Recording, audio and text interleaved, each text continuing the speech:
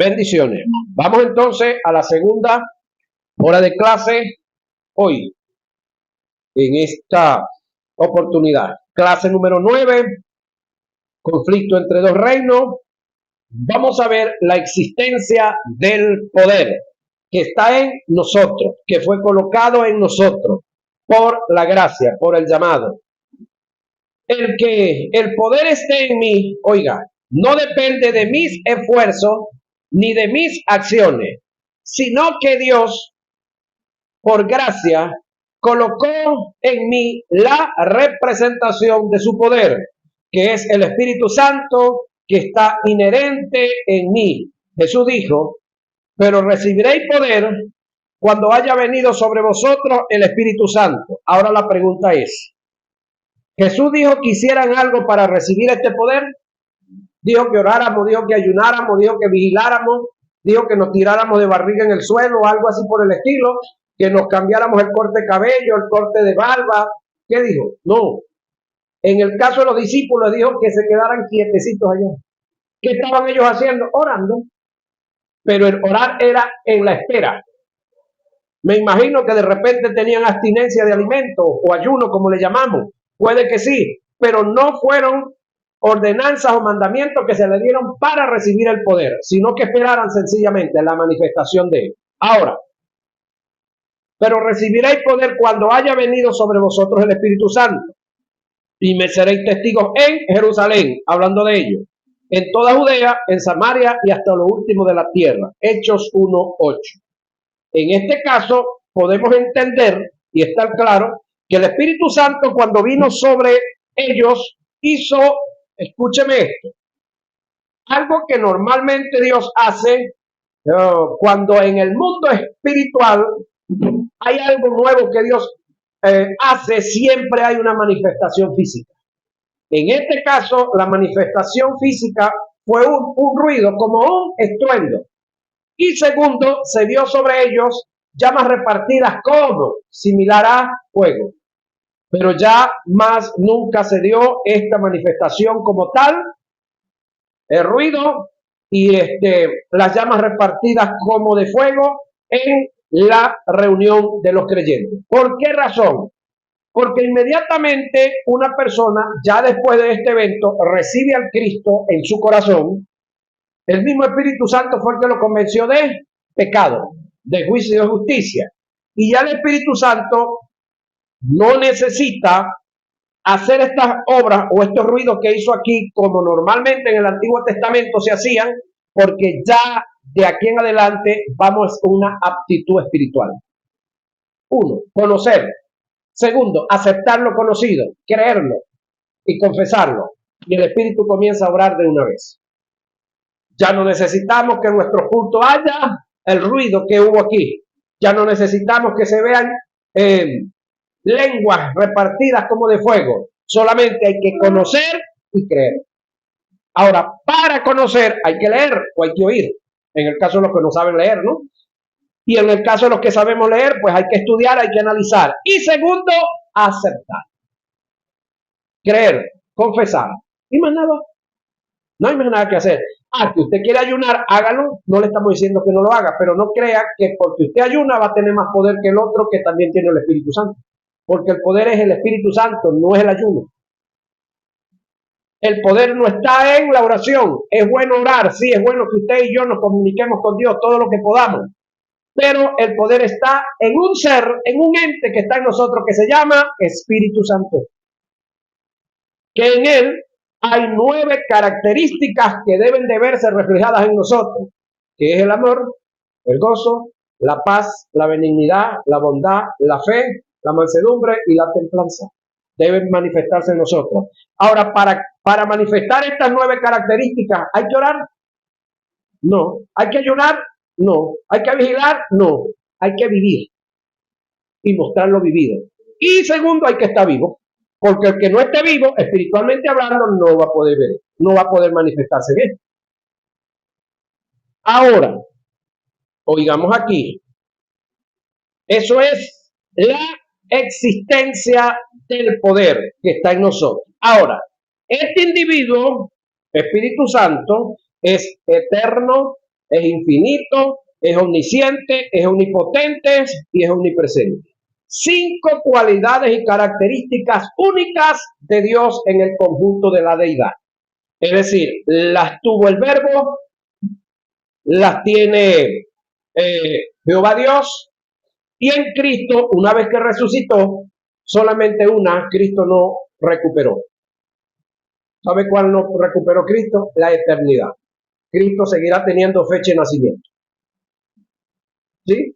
Ok. Entonces, del resto, ya todas las demás manifestaciones están en Cristo Jesús. Ahora, la fuente del poder. Vamos a ver dónde está la fuente, el sitio, el origen de donde viene ese poder. Debemos entender que el poder no está en la oración, en el ayuno o en la vigilia. Si estamos orando, ayunando y vigilando para tener poder, estamos totalmente desubicados. El poder no se consigue ni está en ninguno de estos elementos. El poder está en Dios, en la fuente. Hacer de estos elementos, oiga, la fuente del poder, es quitarle a Dios el lugar que le corresponde. Y eso es herejía e idolatría. Bueno, en este caso sería egolatría, porque está idolatrando algo que tú y yo hacemos delante de Dios, y Él lo aborrece. Por supuesto, Dios siempre ha aborrecido la idolatría. Creo que aquí estudiamos una materia donde conocimos al Dios Gadna, el Dios celoso. No celoso porque Él se sienta menos, no, sino porque cuando tú colocas a otro por encima de Él, entonces tú pasas a ser un idólatra y te descalifica como adorador. No se lo olvide eso. Ahora, la oración, el ayuno y la vigilia tienen su lugar, no me malinterprete. Creo que a través de la oración en ciencia desato el poder de Dios que está en mí, pero no me hago la creencia de que mientras más oro, más poder tengo, porque es totalmente falso. El poder está en Dios y Él es la fuente de todas las cosas, incluyendo el poder. Y hablando de vigilia, tenemos vigilia el último viernes de este mes. ¿Está que señora? Ok, están invitados todos. Ajá, los poderes de Dios. Vamos a hablar de los poderes de Dios. Pablo en Efesios 1:19 nos presenta la pluralidad de los poderes de Dios en la singularidad de un poder. Pablo no solo presenta el poder de Dios, sino que hace mención de los poderes de Dios. ¿Y cuál la supreeminente grandeza de su poder para con nosotros, los que creemos según la operación del poder de su fuerza? Efesios 1:19. En el griego existen 5 términos para hacer referencia al poder de Dios. Y a continuación los vamos a definir. Oiga, dunamis, de cuya raíz se deriva el castellano dinamita. Este término, se utiliza para hacer referencia al poder en bruto, que está inherente en Dios. Hablar del dunamis es referirse al poder absoluto almacenado en Dios. Es como la pólvora empastada y compactada, procesada sin activar. Ahí hay un poder. ¿Qué necesita ese poder para que se sienta, se haga sentir? Fuego, candela. Échele candela a la pólvora para que escuche la explosión, escuche el tronido del asunto. Ahora, energía, de donde se deriva el castellano energía, y tiene que ver con el poder manifestado en acción. La energía es el mismo dunamis manifestado, activado en ejercicio. Mientras no se active la pólvora compactada, ya procesada, se le llama dinamita. Al activarse se le llama energía, que tiene que ver con la detonación. Kratos tiene que ver con expansión, con el alcance que tiene el dunamis cuando se manifiesta en energía. El Kratos demuestra la soberanía, lo insuperable e ilimitado e infinito que es el poder de Dios. El Kratos demuestra la potencia de Dios. Iscus tiene que ver con el poder sobre las cosas externas o la fuerza misma. El Iscus demuestra el arrastre, el impulso, el poder físicamente irresistible e insuperable. Tiene que ver con el impacto. El iscus en su manifestación física refleja lo fuerte que es Dios. Este poder se puso de manifiesto cuando Dios abrió el mar rojo. También se manifestó en la vida de Sansón. Exousia. Este poder tiene que ver con una delegación de derechos. Indica autoridad. Todos estos poderes están en la iglesia a favor de ella por la morada del Espíritu Santo. Es decir, todo esto que yo acabo de hablar está en ti y está en mí. Todos estos poderes están esperando ser usados, ¿sí? Ser manifestados a través tuyo y a través mío. Sin embargo, no se te olvide que para que hayan o para ser utilizados por Dios debemos de buscar su propósito, caminar en su propósito y andar en el primer llamado, que es el llamado a la salvación, el segundo a la santidad y el tercero a vivir en fe.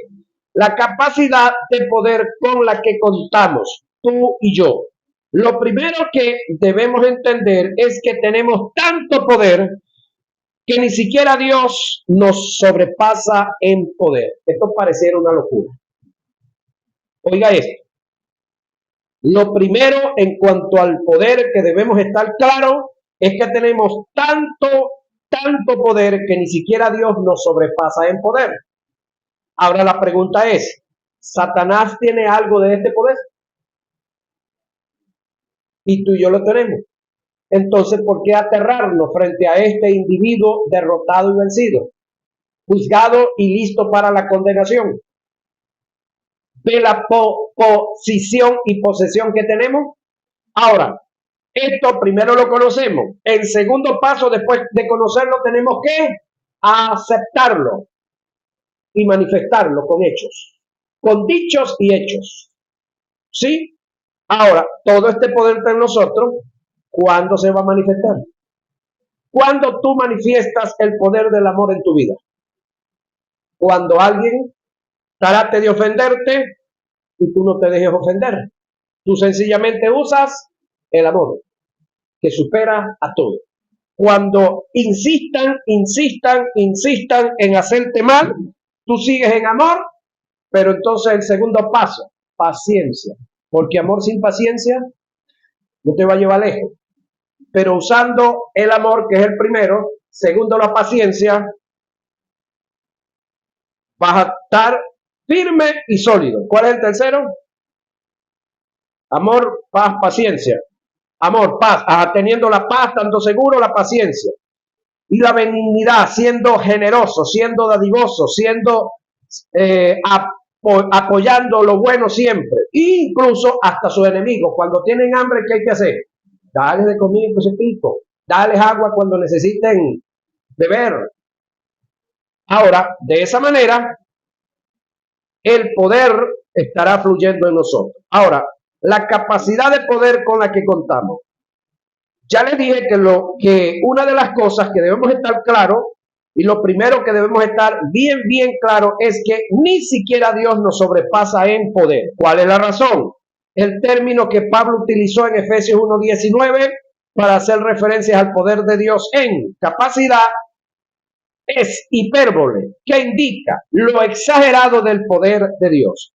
El término hipérbole relacionado al poder de Dios tiene que ver con lo infinito del poder. Es decir, lo infinito del poder de Dios está en nosotros, que indica que no tiene medida, es decir, no tiene anchura, altura ni profundidad.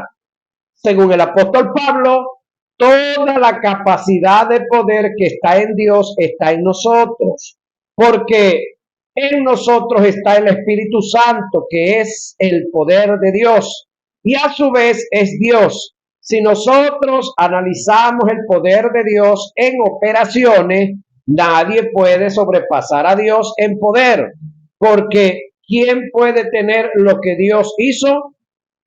¿O quién puede crear, perdón, lo que Dios hizo? Pero si analizamos el poder de Dios en capacidad, ni siquiera Dios nos sobrepasa en poder, porque la misma capacidad de poder que está en Dios está en nosotros. Porque en mí está el Espíritu Santo, que es Dios, y es el poder de Dios, según todo lo que hemos enseñado acerca de la existencia del poder, su fuente, los poderes de Dios y la capacidad de poder. La iglesia no necesita poder. Lo que tiene que descubrir es cómo desatar el poder. Entonces, poder tenemos. Con armas contamos. Estudiábamos la vida de Satanás, que él está desarmado. Ahora, nosotros estamos armados hasta los dientes, pudiéramos decir. Y tenemos un poder tan grande, que no es que nuestro poder supere el de Dios, nunca lo dijimos, sino que el mismo poder que está en Dios está en nosotros. Ni siquiera Dios nos sobrepasa el poder. Ahora, en la guerra que tuvo Cristo con Satanás, ¿quién venció? Cristo. Guerra más nunca repetible, en la cual hubo un victorioso y hubo un derrotado. Ese derrotado estará derrotado para el resto de su vida o de su existencia, porque no hay vida y existencia en él. Y en el caso de nosotros, o en el caso de Cristo, Cristo es vencedor para el resto de su bendecida y prosperada existencia. Ahora, tú y yo estamos en el bando de Cristo, pertenecemos al equipo ganador, conociendo a nuestro arsenal. Seguimos hablando de las armas que tenemos, señoras y señores. Conociendo nuestro arsenal. Una de las grandes ventajas que Satanás tiene en la batalla es que muchos cristianos, como soldados, no conocen las armas con las que cuentan. Aquí es donde está el detalle. Es decir, la ventaja que Satanás tiene es la ignorancia, el desconocimiento que muchos tienen. Gracias a Dios que usted y yo no estamos en ese grupo. Pablo en Efesios 6:11 utilizó una expresión referente a las armas que tienen suma importancia es el término vestíos. Oiga esta expresión, vestíos.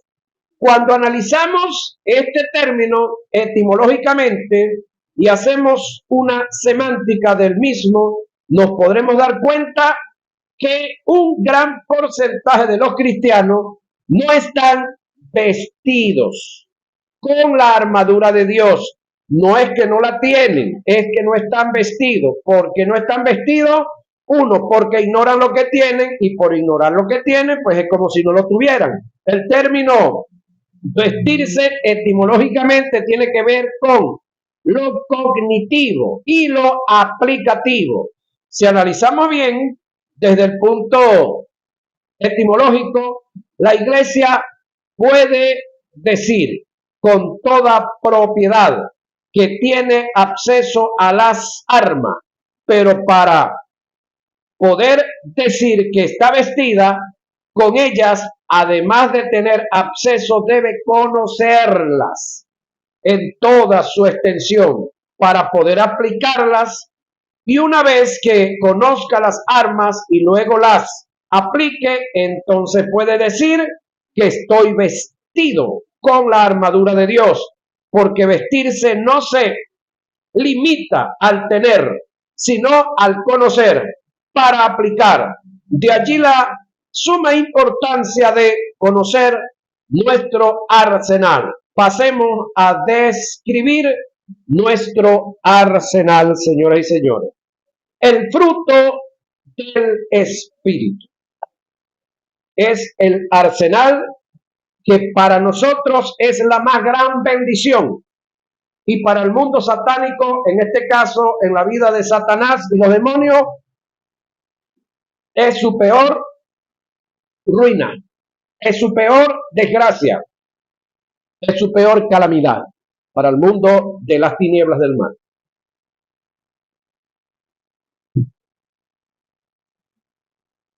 Oiga, el fruto del Espíritu. Y ya aquí creo que estudiamos eso, ¿verdad? Ok.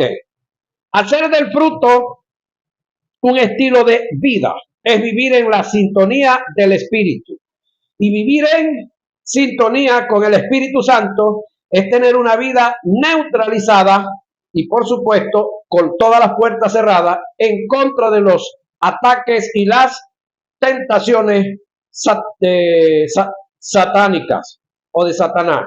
No, Satanás no tiene cabida en un hombre que ande en el Espíritu. Gálatas 5, 16 y 17. Esta es una de las armas más potentes que la iglesia tiene, la cual debe conocer, aplicar y no descuidar.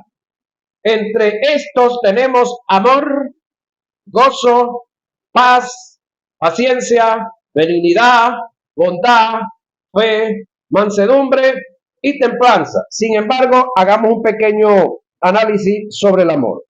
Pregunto, ¿usted leyó y se recuerda que las profecías se acabarán? Sí. ¿Usted leyó y se recuerda que el hablar en lengua va a cesar? Sí. Usted creo que está claro que viene el día en el cual no andaremos echando fuera demonios de ningún lado, ni andaremos sacando de la ignorancia a los ignorantes. Entonces, son áreas en las cuales muchos nosotros nos hemos entretenido y nos hemos gozado y nos hemos alegrado, porque pregunto, ¿quién no se alegra cuando echa fuera un demonio? ¡Wow! Tremendo, ¿no?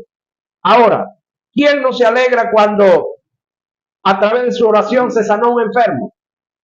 ¿Sí? Y así sucesivamente. Ahora, cuando por primera vez tú hablaste en lengua, cuando tuviste interpretación, otro tuvo la interpretación, alguien se alegraron mucho, ¿verdad que sí? Ahora, todo eso se va a acabar. No se alegre mucho.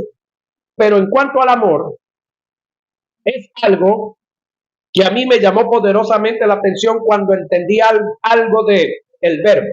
El verbo fue capaz de despojarse de lo eterno, de lo infinito, de lo omnisciente, de lo omnipresente y de lo omnipotente.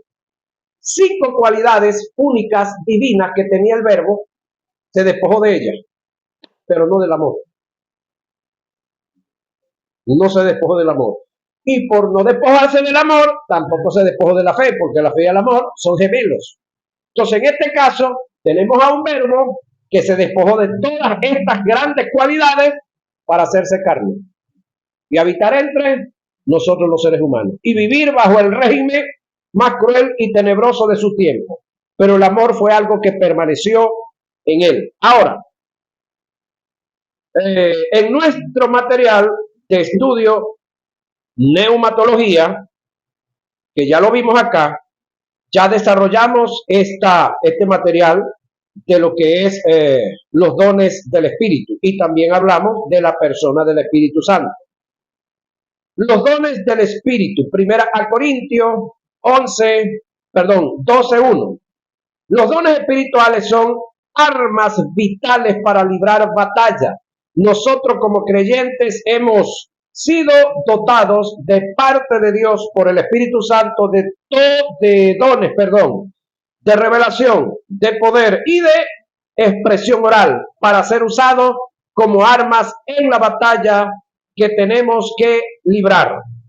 Dones de revelación, tenemos palabra de ciencia, palabra de sabiduría, discernimiento de espíritu, visión en sus diferentes manifestaciones. Gracias a Dios, ya ese material aquí lo vimos, lo estudiamos. Dones de poder, tenemos fe, milagro y sanidad. Dones de expresión oral, tenemos lengua, interpretación de lengua, que todo esto le dije que va a cesar. Profecía también se acabará. En relación a los dones, se presenta el mismo caso que se da en el fruto del Espíritu, que no es suficiente el tener acceso a los dones, sino el conocer cada uno de estos dones que recibimos mediante Dios por el Espíritu. Se da el mismo principio, no es tener, sino conocer para aplicar, señoras y señores. Este estudio no, o en este estudio, dice acá, no entraremos a definirlo, los dones del Espíritu, en vista de que este ministerio también tiene un material que ya aquí lo vimos. La verdad. Y aquí sí nos alzamos con el resto de las armas. Y aquí estamos hablando justamente de la tercera arma. Los primeros fueron los dos que ya vimos, los dos tópicos. Vamos entonces con esta tercera arma. La verdad es más que la virtud humana de sinceridad y honestidad, en el sentido acostumbrado. El término verdad usado por Jesús en el pasaje de Juan 18:37, en la conversación que tuvo con Pilato, viene del griego aletheia, que significa sin esconder. Se usa como particular negativo del griego lanzano, un verbo primario usado literal y figurativamente como adverbio de ignorante, sin tener conocimiento de lo que por usted está oculto. Esto indica que el término verdad usado por Jesús es una respuesta informal que solo tenía el carácter de revelar el cumplimiento de la profecía en él como el Mesías, haciendo referencia al desarrollo del acontecimiento que lo llevaron a comparecer ante el pretorio, cuando Jesús dijo: para esto he venido al mundo, para dar testimonio de la verdad. Hacía referencia es al divulgar, pregonar y cumplir lo que los profetas dijeron de él, incluyendo el Via Crucis, por donde debería pasar desde el momento que compadeció ante Pilato. El otro sentido de la verdad se debe entender como el conocimiento de la palabra revelada e iluminada de Dios y la fe depositada en ella.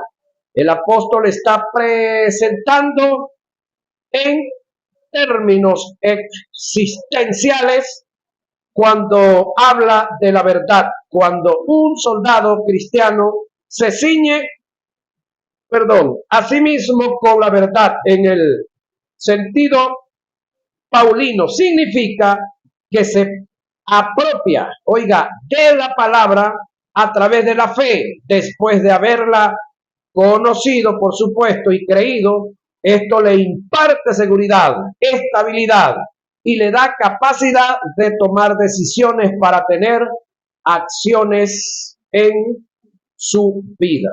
En la verdad yace la fuerza a la hora de la prueba, la tentación y el ataque, la razón, la tradición, los credos, y filosofía se quiebran bajo la presión de la vida, pero la palabra de Dios, vivida, creída, confesada, permanece intacta y nos hace sólidos y persistente como soldados. Sin la verdad no funciona el el escudo de la fe, ni opera la espada del Espíritu.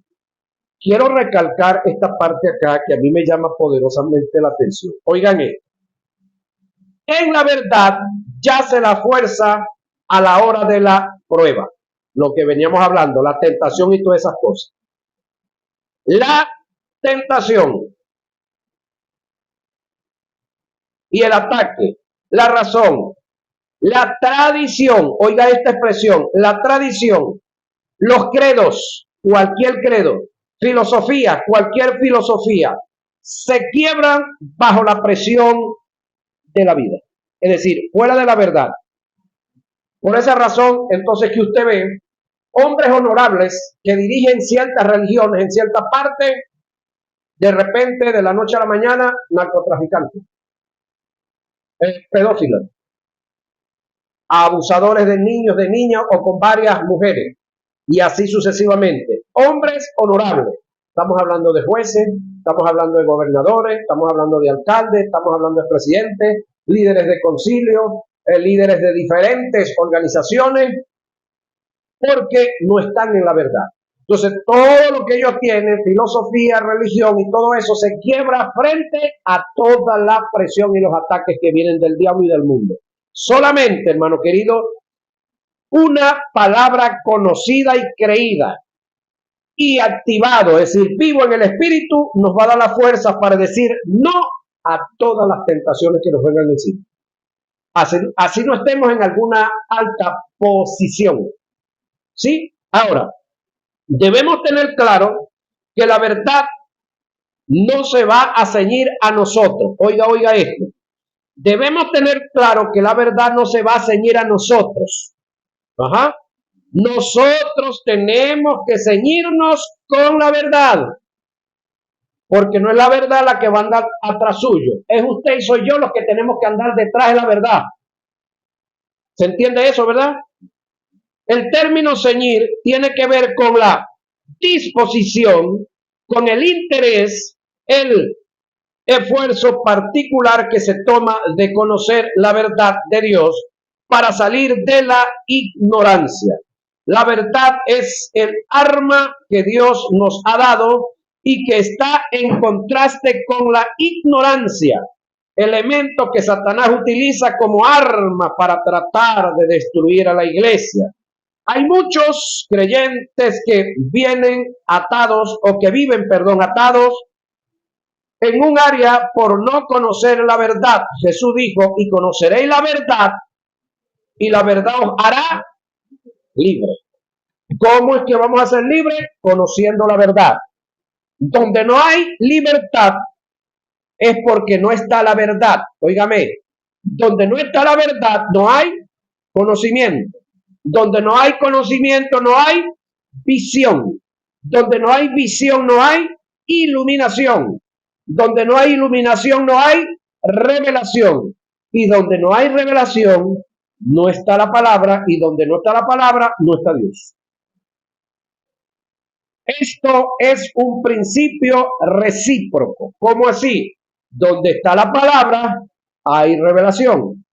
Donde hay revelación hay iluminación. Donde hay iluminación hay visión. Donde hay visión hay conocimiento.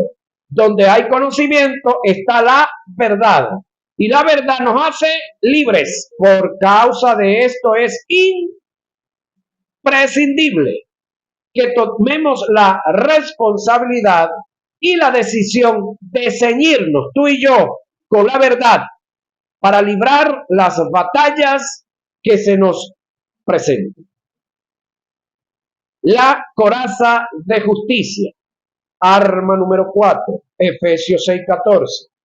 Hay quienes conjeturan que la justicia, cuando es aplicable al vestirse, tiene que ver con la vida de pureza y rectitud que debe tener todo creyente por causa de su relación con Dios. Con dicha posición estoy en desacuerdo por algunas razones que voy a mencionar. En primer lugar, el término griego que Pablo utilizó para justicia es dikaiosune, que la mayoría de las veces usó para denotar el don de gracia de Dios a los hombres, por eh, la cual todos los que creen en el Señor Jesucristo son introducidos en la correcta relación con Dios. Esta justicia es inalcanzable por obediencia a la ley o por cualquier otra condición que no sea la de la fe en Cristo. Afirmar que dicha justicia como arma es referente a la conducta es estar en total contraste con el término desde el punto de vista etimológico, señoras y señores. En segundo lugar, si vestirme de justicia depende de una conducta intachable en este implemento de la armadura que equivale a la coraza, estaremos siempre desarmados. La coraza de justicia, cuando es aplicable al vestirse, se debe entender como la persuasión en la posición que el creyente debe tener del nivel de justicia en relación a Dios. Es entender y aceptar que la misma naturaleza de justicia y la misma condición de justo que está en Dios está en él. Que el mismo nivel de justicia que está en Dios está en él por causa de la imputación de la justicia que se dio por incidente de remisión, y que dicha posición debe mantenerla latente, oiga, en fe. Es decir, cuando hablamos de la coraza de justicia, debemos de entender algo que yo se los he a ustedes ilustrado con una sencilla expresión. Es decir, si yo agarro a Juan y le saco una gota de sangre de la oreja para llevarlo a un laboratorio para ver cuán mala sangre Juan, no, cuánto de hemoglobina tiene en la sangre, le sacamos una gota de sangre de la oreja, pero le sacamos una del dedo gordo del pie también. ¿Dónde creen ustedes que Juan tiene más hemoglobina? ¿En la oreja o en el dedo gordo del pie?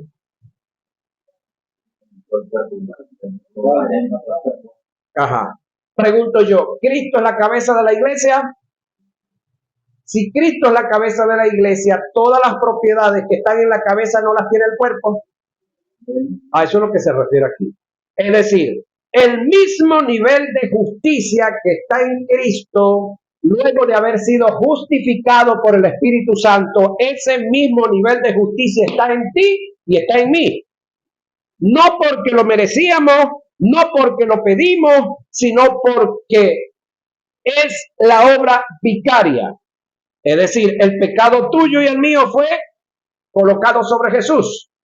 Por lo tanto, Jesús tuvo que morir espiritualmente, luego morir físicamente, y fue al lugar que te correspondía a ti y a mí por causa de ese pecado. Pero en él el pecado se extinguió, se acabó, se pulverizó, se extirpó.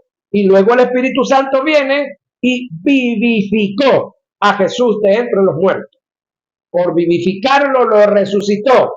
Y luego de haber sido resucitado, se presentó en el tercer cielo, ofreciendo su sangre para sellar el nuevo pacto. Luego de eso, Jesús fue investido con todo poder, toda autoridad, todo señorío, todo dominio sobre lo que está en los cielos, exceptuándose el que le estaba entregando todos esos poderes en la tierra y debajo de la tierra. Por lo tanto, toda esa gloria que está en Jesús como cabeza de la iglesia, está en la iglesia también.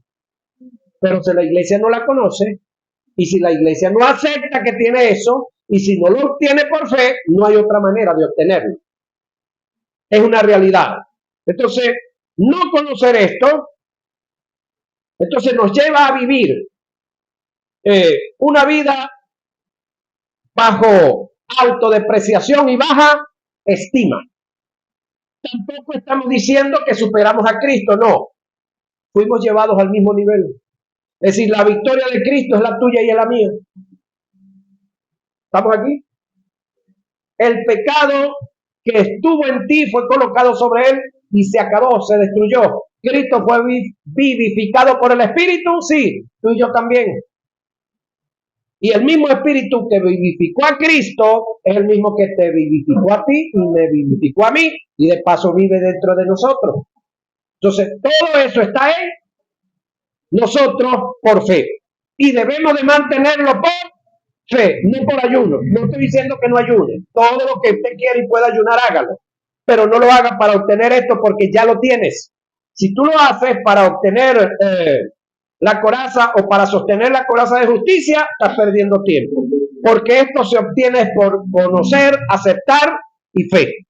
Ahora, el vestirse con la coraza de justicia, oiga, es entender, oiga, y aceptar por fe que por muy bajo o degradante que sea la condición de pecado en la que hayamos caído, por supuesto después de aceptar a Cristo, por causa de esa caída dejaremos de ser santos ante la presencia de Dios, pero no dejaremos de ser justos, porque una cosa es ser justo y otra cosa es ser santo.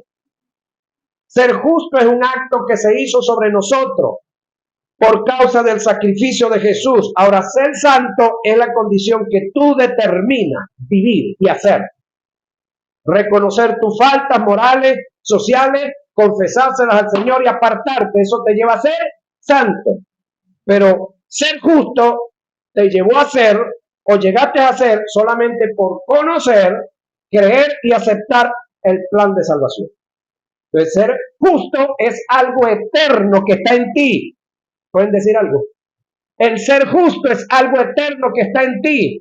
El ser santo es circunstancial. ¿Por qué es circunstancial? Porque cuando tú cometas pecado, dejas de ser santo, pero no dejas de ser justo. Pero los únicos pecados que puedes cometer son morales y sociales. Ya el espiritual, ser incrédulo otra vez es imposible. ¿Por qué? Porque la simiente de Dios está en ti y esa simiente no te dejará caer en el pecado otra vez. Cometerás pecados, sí, pero esos pecados no te hacen perder la justicia, te hacen perder la santidad, que es otra cosa. ¿Están aquí? Seguimos avanzando. El vestirse con la coraza de justicia es entender y aceptar por fe que aunque hayamos caído, reitero esto, en el pecado más horrendo o más degradante, que de paso se lo digo, no existe, todos son igualitos, de este mundo seguiremos siendo justos como es Dios. El vestirse con la coraza de justicia es entender y aceptar por fe que el pecado afecta la santidad, mas no la justicia. ¿Sí? Ahora, debemos mantener en claro que hay dos tipos de santidad que son la posicional, en la que tú y yo tenemos en el espíritu, y la práctica, que tiene que ver con el alma y con el cuerpo. La santidad práctica tiene que ver con mis aptitudes, con un estilo de vida, en pensamiento, dichos y obras, acorde con el carácter de Dios y radica en el alma. La santidad práctica depende, de mis acciones, de mi forma de conducirme ante la vida. La santidad posicional es un estado de justicia que se obtuvo por fe en gracia de Dios en nuestro espíritu. En cuanto a los estados de santidad, debemos entender que la santidad posicional es un suceso, la santidad posesional es un proceso que lo vamos a trabajar todos los días del resto de nuestra bendecida existencia. El texto sagrado dice: si el Hijo os libertare, seréis verdaderamente libres. Esto tiene relación con el Espíritu en el proceso de justificación. Por otra parte dice: y conoceréis la verdad, y la verdad os hará libre. Esto tiene relación con el alma en el proceso de santificación. ¿Cómo puede un creyente vestirse con la coraza de justicia si no conoce los valores y propiedades de la justicia divina? ¿Qué es justicia? ¿Qué es la justificación?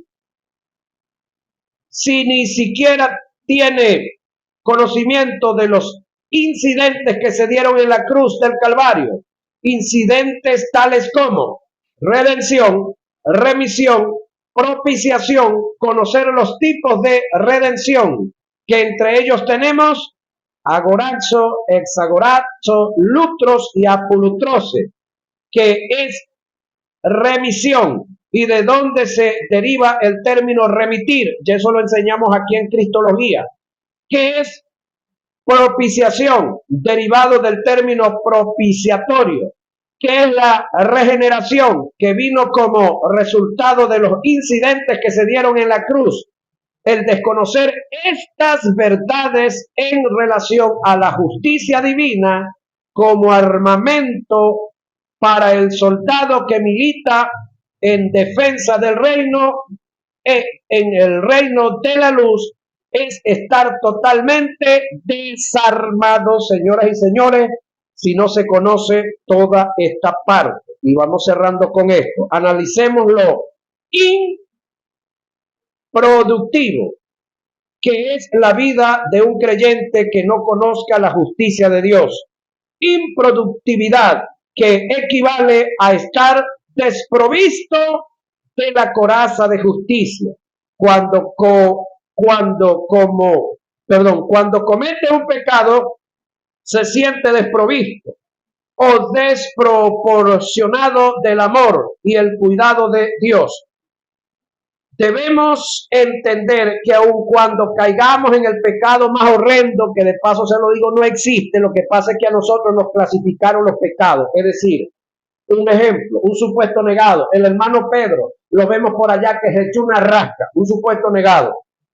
Eso es grave. Grave lo que hizo Pedro. Pero vemos a Juan, que por allá se echó puño con otro. Bueno, lo de Pedro es más grave que lo de Juan.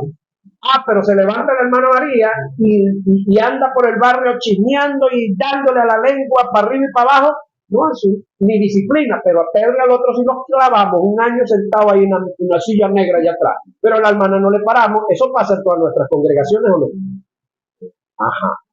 De repente entonces vemos, por decir algo, un supuesto, que la hermana salió por ahí con una novia. Uy, eso es grave. Se fue con un hombre, pareciera que es normal. No, eso es lo mismo, el mismo pecado anterior. Pero nos tabularon los pecados y nosotros aceptamos.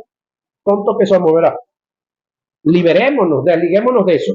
Todo tipo de pecado es igual. Ahora, reitero esto, debemos entender que cuando caigamos en el pecado más horrendo y más degradante, Dios nos ama igual. El amor de Dios es incondicional. No hay nada que nosotros podamos hacer a favor o en contra del amor. Es decir, no hay nada que pueda hacer para que Dios me ame más. Y no hay nada que pueda hacer para que, desde el punto de vista negativo, para que Dios me ame menos. Haga lo que haga, Él me ama igual. Entonces, cuando entendemos esto, cuando caminamos en esto y por alguna circunstancia nos descuidamos y caemos en algún pecado, ¿qué es lo que inmediatamente vamos a hacer? Cuando conocemos el amor de Dios, el Espíritu suyo le va a decir: Juan, ese no es el camino. El Espíritu Santo le va a caer encima también.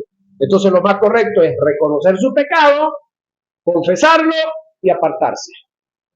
Pero cuando yo no conozco el amor de Dios, ¿qué es lo que hago? El diablo me dice: ya tú no sirves para nada, ya pecaste, tú eres una basura, ya el amor de Dios no, es decir, porque el diablo viene a tratar de mentir la palabra, ¿no? Ya el amor de Dios no te sirve, no te va a restaurar. Siga, déle fuerte para adelante, acábese de desgraciar la vida, es lo que le va a decir el diablo. Porque le digo algo, el diablo te pone la oferta para que caigas en pecado, pero después que caes en pecado te cae encima. ¿Sí? para tratar de destruirte.